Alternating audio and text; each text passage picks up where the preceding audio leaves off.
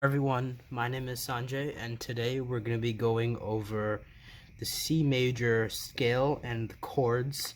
And the reason why we're going to be learning the chords and the scale is to practice other scales later, and how practicing this C major chord is going to help later on in the future when dealing with other chords like A minor, A major, and other music pieces and compositions on piano. So let's get started on the analysis. So first, we have to analyze all of these notes and the measures and what it's composed of. So first, let's count the measures. So we have 1, 2, 3, 4, 5. Always count the measures first. 1, 2, 3, 4, 5. We have 5 measures in total in this piece.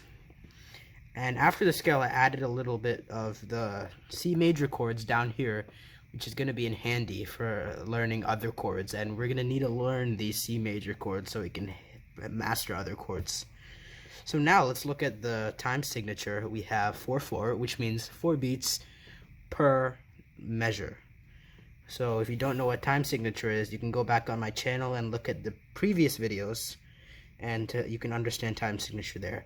Same thing with these two clefs, which means treble clef and bass clef, which means treble clef is usually played by the right hand and bass clef is usually played by the left hand, which means that we're going to be playing both right hand and left hand at the same time here, because in this scale and these chords are played at the same exact time. Every single note slash chord is played at the exact same time. They align perfectly, which means that they were played at the exact same time. If you see two notes on the right hand or treble clef and the bass clef that are aligned perfectly, this means that they are played at the same time in music composition. So now let's check our key signature. You can also find that in my previous videos. You have nothing there, no natural, no flat, no sharp, which means that we're just going to be dealing with plain notes. So yeah, let's get right into it with the analyzation of, we're going to be analyzing these notes and what they are. So let's identify these notes. So first, to start off with our C major scale, we're going to have a C. Because remember, I told you in the last vid, these scales, these chords always start with the C. And because that's the note in the name of the scale slash chord. So if there's a note in these chords or scales, that means that's always going to start out with that note. So obviously it's going to be C. In our case, we're going to have middle C. Next week we're going to be playing this on the piano. So we're going to start on middle C for the right hand. For the left hand, we're going to go pitch or octave down for left hand, because left hand is always below the right hand. But left hand doesn't always have to be in bass clef. It can be in treble clef, but that's a little bit more advanced. But right now, left hand is usually in bass clef. So our first note is a C, and in middle C in our case, and it's going to be played by the thumb or the first finger. And if in music compositions, you'll always see the fingerings above, right there, above the note for treble clef. And for bass clef, it can be either in the middle of the measure, but it's usually not in the middle of the measure. It's usually down here. So the fingering of bass clef will be down here under the note in bass clef. That would be the fingerings. In our case, it's in the middle, but usually in the middle there's going to be dynamics and all that stuff. So we have the first note, middle C or C. Then the second note, we're going to have a D, because we're ascending. In all of these scales, we ascend and then we descend, and then ascend again, descend, and then we play a chord or a half note or a quarter note at the end. So the next note, we have a D, and it's going to be a quarter note, like the first note, and it's going to be played by the second, as you can see up top. A D played by the second. So we're moving up our fingers on our hand. We start on the thumb, then we move up to the second, third, which is going to be our next note, which is E. Third note is E in the scale, and it's going to be played by the third finger. And then the next note is F, but look here, it's played by the first, the thumb again, which means that we have to cross over. So we're going to be going with our thumbs like this. We're going to be playing by thumb first, then our second, and our third finger. Then we're going to cross under and play our thumb again so we can get back into position, because we need to end. We need to get to the climax of the scale, which is the C, the top C, and we need to end. We need to play that climax note with our pinky. So in order to play that climax note with our pinky, we need to switch our fingers here and cross over with the thumb, cross under rather. So this F, or this fourth note, will be F, and it's going to be played by the thumb, and we're going to have to cross over here. So next we're going to have a C, E, G. We're going to have a G for our next note, and it's going to be played by the second because we crossed over, so we're kind of starting over in order to reach that pinky position. Next we're going to have a, we're just going up. We're going up lines and spaces, lines and spaces. We started from a C, D, which is the next note, E, which is the next note, F, which is the next note, G, which is the next note, and A, which is the next note. A played by the third, and then we're going to have E, G, B played by the fourth. And this is our climax note, the fifth. This is the climax note. The fifth played, the fifth, which is the note, let's see, F, A, C. We're gonna, our climax note is this note in the title of the chord slash scale, and the first note's the note in the title of the chord slash scale, and the last note of the last note is the note in the title of the chord slash scale. So this climax note is going to be C, played by the pinky because we crossed over with our thumb. So now we're going to descend in this scale. Now we're going to have an E, G, B. We're just going down. We came up with to the C, and right before the C, when we're ascending, is a B. So now when we're descending, we're going to go back down to the B, which is played by the fourth, the same finger as we were playing the B when ascending. And then we're going to play the A with the third, because we're descending again. Now we're same fingering, same notes. The third with the A. It's like we're ascending. It's like the same fingerings and same notes, but except we're descending in the scale pattern. Then the next note, we're going to have a G, which is played by the second finger. Then the next note, we're going to have an F, played by the thumb. And then the next note, we're going to have a E, played by the third. Now, right here, we're going to cross back under so we can reach the starting position, which is the thumb in our right hand.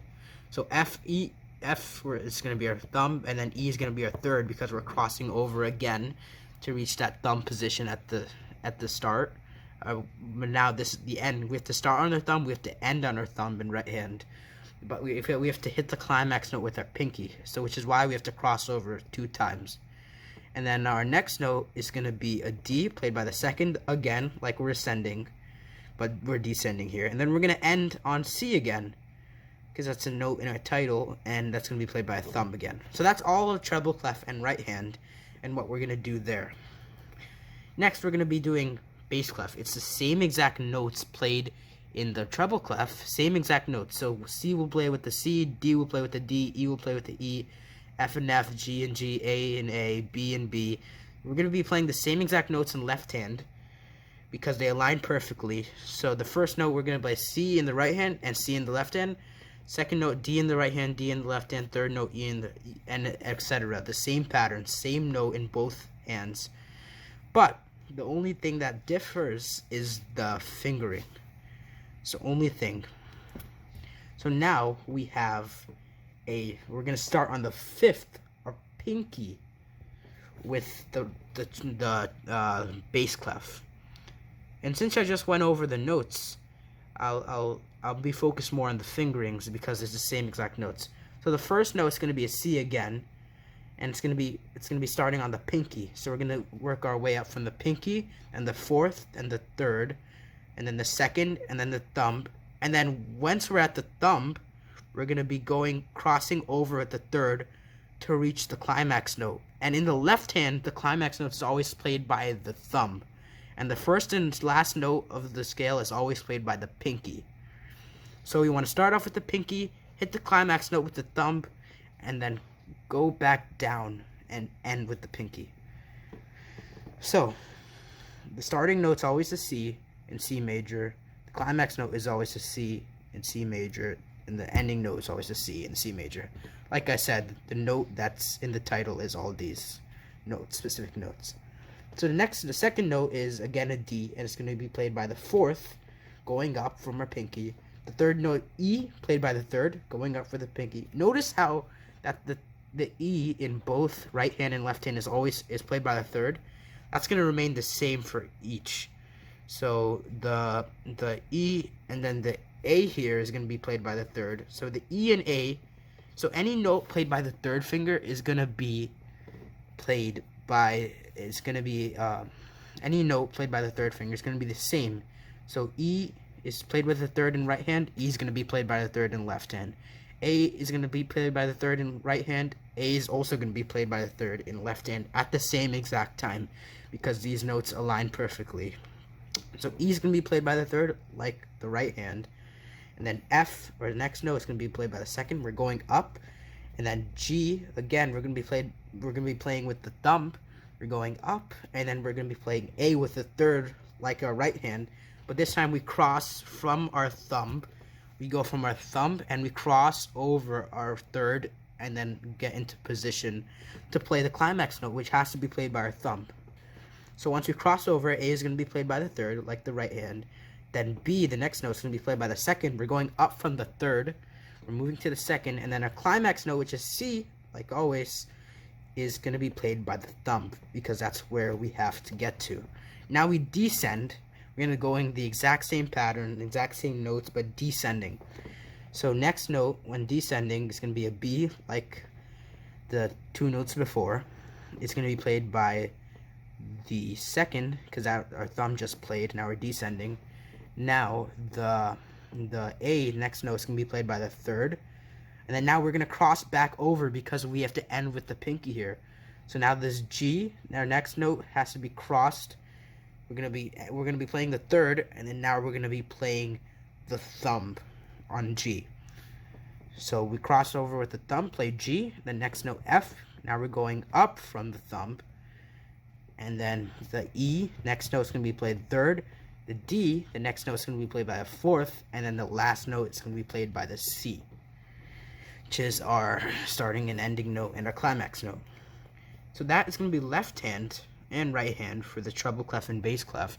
Now we have to practice playing chords, and we have to know how to read these specific chords in sheet music. And chords can have sharps, flats, and naturals. If you don't know what those things are, you can go back to my previous video, link in the description. So now we have both chords playing at the same time. This is a C major chord, C major chords, which means that it's comprised of three notes, which is C, E, G. And how you read chords is different on sheet music, because you read from bottom to top. So whatever the bottommost note is always going to be the first note in the chord. So on right hand, you're always going to play the first note in the chord with the thumb. Likewise, on the left hand, you're going to play the bottom note with the pinky, or the fifth. And the middle note, you're always going to play the third.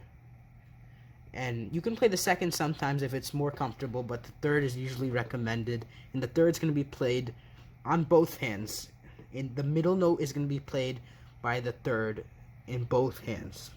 Then the last note is going to be played by the fifth in right hand, or the top note. This is the top note, which is also the last note you played on the piano, and it's going to be played by the fifth, and on the right and on the left hand it's going to be played by the thumb. So this first note right here, this is a C, because it's always our first note, and it's the bottom note. So this is the C, and then this is the middle note right here, which is an E, and it's going to be played by the third.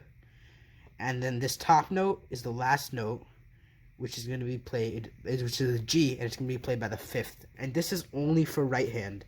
So this is the thumb, this is the third, E, and then G. So C is the thumb, E is the third, and G is the fifth in right hand. That's how you're going to play it. And the fingerings are written that way as well. 1, 3, 5, top. I'm reading from bottom to top, 1, 3, 5. which means that's the fingering of the chord. And these notes are going to be played at the same time. So when practicing chords, you want to align these fingerings first and then practice it a bit. The next week, you're going to be doing that so you get to learn this.